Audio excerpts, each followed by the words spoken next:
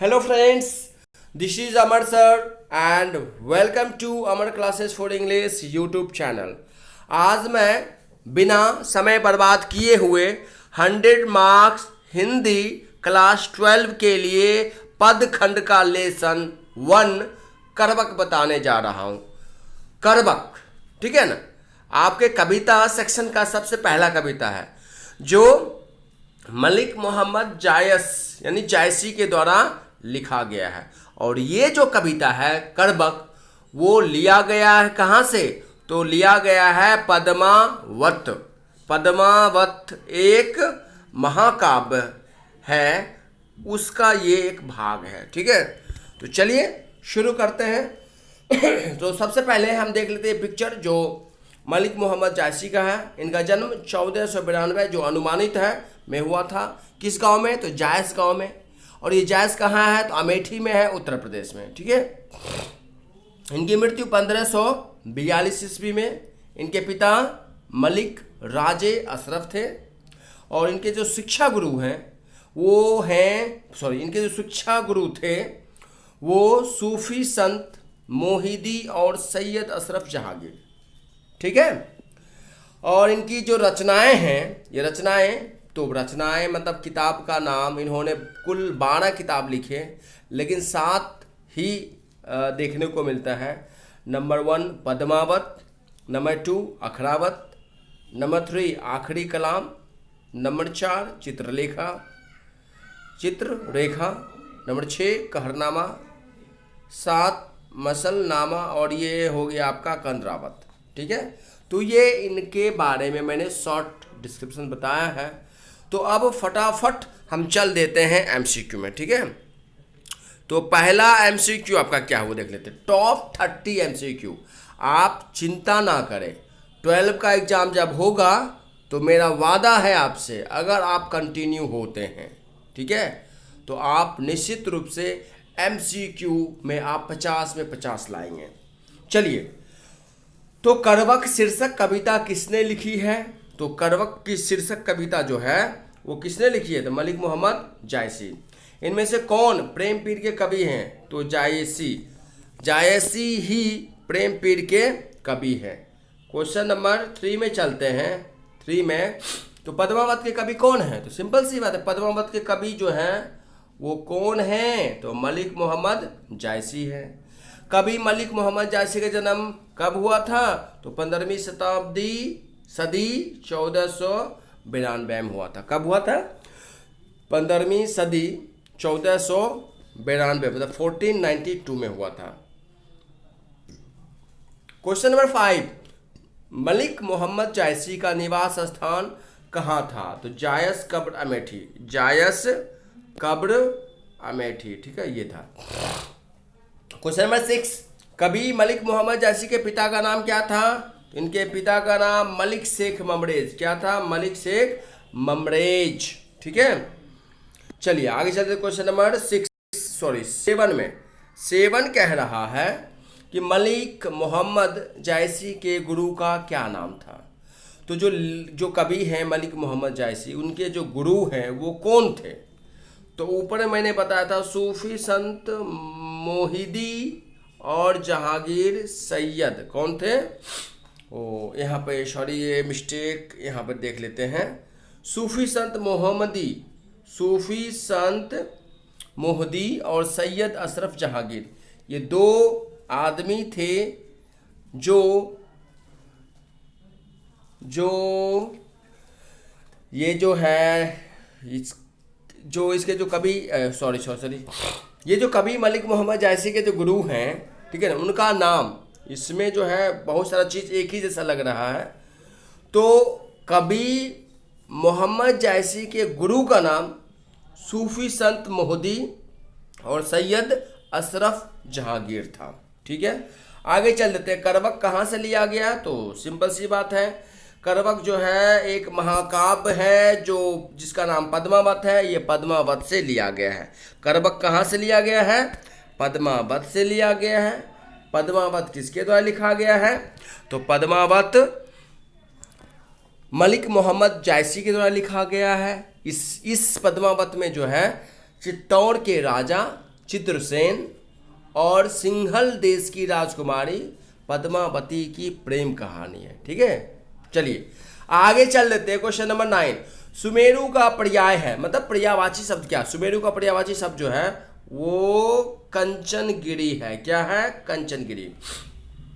जायसी, अगला क्वेश्चन 10, जायसी रचित पद्मावत को किस भाषा में लिखा गया है? तो मैंने शुरुआत में ही बताया था, ये जो पद्मावत है वो अवधी भाषा में लिखा गया था। ये अवधी भाषा में लिखा गया बहुत ही सर्वश्रेष्ठ महाकाव्य था। आगे चल देते हैं क्वेश्चन नंबर 11, मलिक मोहम्मद जायसी किस परंपरा के कवि हैं? ठीक है, तो मलिक मोहम्मद जायसी जो है वो प्रेम का बखान करने वाले, मतलब क्या, प्रेमाख्यानक काव्य परंपरा के ये कवि हैं। ठीक है, आगे चल देते हैं। क्वेश्चन नंबर 12, जायसी ने अपनी आंख की उपमा किससे है? आपको पता होना चाहिए कि जायसी जो थे वो एक आंख से काने थे। ठीक है, तो इनका एक आंख नहीं था, तो इन्होंने एक आंख की उपमा जो है उन्होंने दर्पण से किया। क्या चीज़ से किया? दर्पण से। जब आप कविता पढ़ेंगे सब चीज़ पता चल जाएगा। ठीक है ना, अभी तो क्लास बंद है। ठीक है ना, क्लास खुलेगी और जल्द खुलेगी। ठीक है ना, तो क्वेश्चन नंबर 13, मलिक मोहम्मद जायसी किस शाखा के कवि हैं? तो मलिक मोहम्मद जायसी जो है वो प्रेम मार्गी शाखा, तो ये तो प्रेम के बारे में ही बातचीत करते थे। ठीक है ना, प्रेम के बारे में, किसके प्रेम? तो पद्मावती और राजा रत्नसेन। ठीक है, क्वेश्चन नंबर 14, मलिक मोहम्मद जायसी हिंदी साहित्य के किस काव्य धारा से जुड़े थे? मलिक मोहम्मद जायसी जो है वो हिंदी साहित्य के किस काव्य धारा? तो प्रेम मार्गी शाखा से वो जुड़े हुए थे। चलिए ठीक है, क्वेश्चन नंबर 15 में चलते हैं। क्वेश्चन नंबर 15 में किसी भी तरह का समस्या हो तो मुझे कमेंट कीजिए। ठीक है ना, जायसी का जन्म, 15 नंबर क्वेश्चन में, जायसी का जन्म 1492 ईस्वी में किस गांव में हुआ था? आपको पता होना चाहिए, जयस नामक गांव जो उत्तर प्रदेश में है। ठीक है ना। नंबर 16, निम्नलिखित में से कौन सी रचना मलिक मोहम्मद जायसी की नहीं है? देखिए, नहीं है, पद्मावत तो है, पद्मावत है, अखरावट भी है और आखिरी कलाम भी है, तो इसका मतलब ये जो है ये नहीं है। तो इसका मतलब ये हो गया कि इसमें से कौन सा नहीं है? तो नहीं है तो कौन सा होगा? कमायनी। ठीक है ना। क्वेश्चन नंबर 17 में चलते हैं। तो 17 बोल रहा है, फूल मरे पर मरे न बासु का क्या तात्पर्य है? तो इसका मेन उद्देश्य यही होता है कि फूल क्षणिक, मतलब फूल मुरझा जाते हैं लेकिन उसका जो है सुगंध कभी मुरझाता नहीं है। तो इसका फूल क्षणिक है लेकिन उसका सुगंध शाश्वत है, ये भी हो सकता है। लेकिन अगर मेरा कहना माने तो इसका ओरिजिनल अर्थ होता है, मनुष्य मर जाता है और उसका कर्म हमेशा जिंदा रहता है। ठीक है, कर्म के अनुसार ही मनुष्य को पहचाना जाता है। मनुष्य मर के चले जाते हैं लेकिन उसका नाम, अगर अच्छे कर्म किए हैं तो नाम उसका हमेशा इस संसार में रहता है। चलिए, तो मेरे अनुसार सी, अगर आपको बी लग रहा है तो बी भी सही हो सकता है। चलिए ठीक है, आगे क्वेश्चन नंबर 18 में चलते हैं। क्वेश्चन नंबर 18 कह रहा है कि जायसी कवियों में से किस प्रकार से महत्वपूर्ण है? ठीक है, मतलब जायसी जो है कवियों में किस भांति महत्वपूर्ण है? तो शुक्र तारे की भांति। किस भांति? शुक्र तारे, मतलब शुक्र तारा जो है, देखते हैं ना बहुत सारे तारों में भी शुक्र तारा जो ज़्यादा चमकीला होता है। ठीक है, शुक्र तारा अन्य तारों की अपेक्षा ज़्यादा चमकीला होता है और ये उसी की भांति अन्य कवियों से ज़्यादा ये चमकीला है और ज़्यादा गुण वाले हैं। ठीक है, क्वेश्चन नंबर 19, जायस के काव्य का मतलब कविता, मतलब जायसी के जो कविता थे वो किस प्रकार के गंभीर एवं व्यापक हैं? या जो कविता आप पढ़ते हैं वो कविता किस प्रकार से गंभीर और व्यापक है? जब आप कविता पढ़िएगा तो बताता है समुद्र की तरह गंभीर और व्यापक है। ठीक है, समुद्र की तरह जायसी की कविता जो है समुद्र की तरह गंभीर है और व्यापक। व्यापक का मतलब क्या? दूर दूर तक फैला हुआ है। चलिए, व्यापक। चलिए आगे, क्वेश्चन नंबर 20, जायसी ने रत्नसेना, तो इसको हम रत्नसेन भी पढ़ सकते हैं, ठीक है ना। जायसी ने रत्नसेन और पद्मावत की कथा को किसके द्वारा सींचा गया था। मतलब ये कि जायसी ने रत्नसेन और पद्मावत की कहानी को, प्रेम कथा को किस चीज से सींचा था, तो अपने आंसुओं से। क्या चीज से? अपने आंसुओं से। क्वेश्चन नंबर 21, जायसी ने रत्नसेन और पद्मावत की कथा को किस चीज से जोड़ा है, तो रक्त रूपी लई, मतलब खून से जोड़ा है। क्या चीज से जोड़ा है? खून से। मतलब ये जायसी ने रत्नसेन और पद्मावत की कथा जो है, प्रेम कथा, वो क्या चीज से जोड़ा हुआ है? रक्त रूपी लय के द्वारा जोड़ा हुआ। ये जब आप किताब पढ़ेंगे तो उसमें सब बताया गया है, ठीक है ना। चलिए आगे बढ़ जाते हैं। 22, पद्मावती कौन थी, तो पद्मावती जो है सिंघल देश की राजकुमारी थी। पद्मावती कौन थी? सिंघल देश की राजकुमारी। जायसी के काव्य का मुख्य रस क्या है? जायसी के काव्य का मुख्य रस क्या है? श्रृंगार रस है। क्या है? श्रृंगार रस। क्वेश्चन नंबर 24 क्वेश्चन नंबर 24, एक रिक्वेस्ट है, ठीक है। अगर ये वीडियो आपको पसंद आती है तो प्लीज़ मेरे वीडियो को लाइक जरूर किया कीजिए, ठीक है ना। और ज़्यादा क्या बोलूँ, ठीक है। 24, जायसी स्वयं को किस दोष से युक्त होने पर गुणवान मानते हैं। आपको पता होना चाहिए कि जायसी एक आंख से काने थे, ठीक है। तो नेत्र दोष होने के बावजूद भी वो गुणगान माने जाते हैं।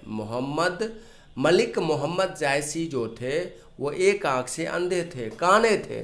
काने होने के बावजूद भी, नेत्र दोष होने के बावजूद भी उनकी प्रशंसा, उनका मतलब क्या महानता था, ठीक है, वो गुणवान माने जाते थे। चलिए क्वेश्चन नंबर 25, क्वेश्चन नंबर 25 में चलते हैं। अब अंतिम ही आने वाला है।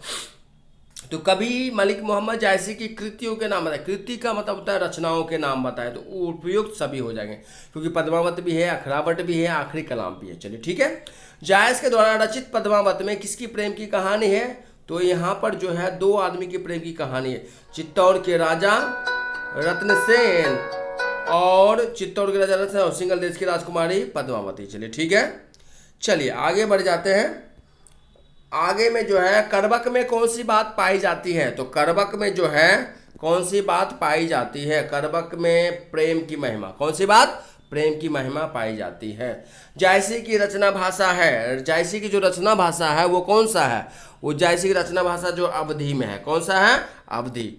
क्वेश्चन नंबर 19, मतलब मलिक मोहम्मद जायसी जो थे, ठीक है ना, वो सारे रचनाएं जो है वो क्या चीज़ में लिखा करते थे? अवधी भाषा में, ठीक है। क्वेश्चन नंबर 29, तसव्वुफ का क्या अर्थ होता है, तो तसव्वुफ का मतलब